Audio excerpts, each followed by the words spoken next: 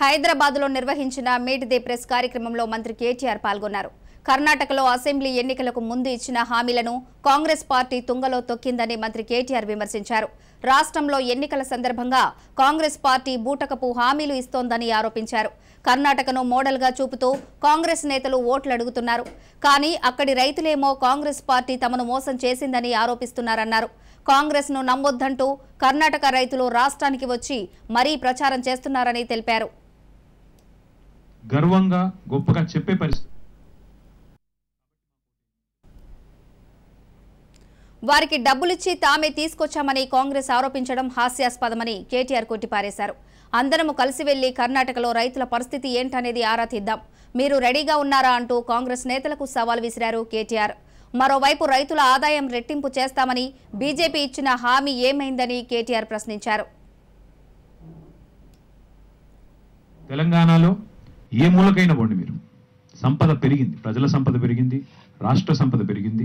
ఓవరాల్గా అందుకే తలసరి ఆదాయం దేశంలోనే అగ్రభాగానికి వచ్చింది. ఎందుకు ఓటేయాలి కేసీఆర్ గారికి అంటే, ఎందుకు ఈ ప్రభుత్వాన్ని కొనసాగించాలి అంటే ఒకటి కాదు, నేను 1000 కారణాలు చెప్తాను.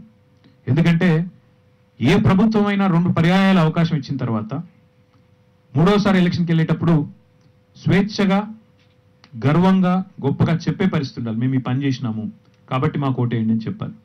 కానీ ఇవాళ మా మీద పోటీ చేస్తున్న ప్రత్యర్థులకు తేడా చూడండి. మేమేమో ప్రగతి నివేదికలు సమర్పించి ఏ నియోజకవర్గానికి ఏం చేసినాం, ఏ గ్రామానికి ఏం చేసినాం, ఈ రాష్ట్రానికి ఏం చేసినాం, ఏ రంగంలో ఏం సాధించినాం అని చెప్పి ఓటు అడిగే ప్రయత్నం మేము చేస్తున్నాం. కానీ వాళ్ళు, మా ప్రత్యర్థులు, ఒకరు బీజేపీ 9.5 ఏళ్ళు కేంద్రంలో ఉన్నారు, తెలంగాణకు చేసింది గుండు సున్నా. ఇక్కడి నుంచి తీసుకున్నదే ఎక్కువ తప్ప ఇచ్చింది తక్కువ. ఏం చేసిండ్రు తెలంగాణ కంటే చెప్పే పరిస్థితి లేదు. అందుకే నిందాపూర్వకమైన మాటలు, వ్యక్తిగత దాడులు, అయితే జుమ్లా లేకపోతే హమ్లా, ఇదే తప్ప వాళ్ళకు తెలిసిందేమీ లేదు. అయితే జుమ్లా లేకపోతే హమ్లా, ఇది వాళ్ళ నీతి.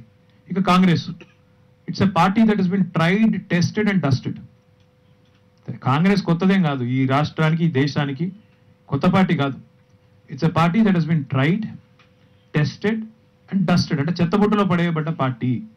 11 పర్యాయాలు అవకాశం ఇచ్చిన తర్వాత కూడా కరెంట్ ఇవ్వని పార్టీ, తాగునీరు ఇవ్వని పార్టీ, సాగునీరు ఇవ్వని పార్టీ ఇవాళ ఏదో చేస్తానని చెప్తే ప్రజలు నమ్మేంత అమాయకులు నేనైతే అనుకోను.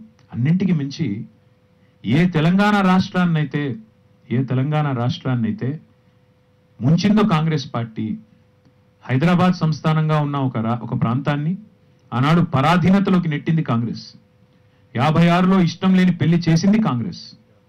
ఆనాడు తెలంగాణ కాంగ్రెస్ నాయకత్వం, ఆనాడు వారు వంచబడి ప్రజల్ని వంచి 1956లో ఒక ఘోరమైన తప్పు, చారిత్రక తప్పిదం వాళ్ళు చేయడం జరిగింది.